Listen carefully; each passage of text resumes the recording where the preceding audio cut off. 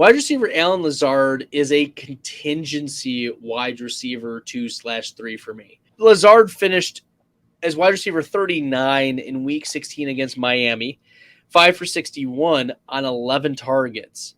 This was only the third time this season where Lazard had accumulated 10 or more targets. In the other games, Lazard went 4 for 87 and a touchdown against Detroit. He went 5 for 57 on 11 targets against Tennessee, and then 5 for 61 now against Miami. Wide receiver 39 or better in each of those 3 games, but Christian Watson might not play in this game, and that's why I think Lazard can get into that top 24 or so of wide receiver. He's done so on 4 different occasions. He was wide receiver 17 against New England in week 4, wide receiver 21 against the Giants in week 20. In week 5, wide receiver 21 then. In week 6 against the Jets, he was wide receiver 10, 4 for 76 and a touchdown. And then, of course, against Detroit, 4 for 87 and a touchdown.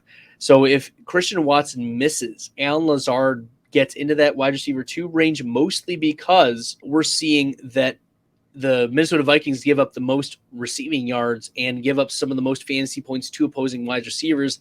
If you like the content and you find it helpful, make sure you hit that red subscribe button. This is a plus matchup for Lazard for sure, and I'm not banking on it being Romeo Doubs either. Doubs only caught 3 passes for 36 yards. He only had 6 targets in this game. Lazard had nearly doubled the amount of targets as Doubs. So I rank Lazard significantly ahead of Doubs. Lazard is a player that I'm listening to the injury report for Christian Watson.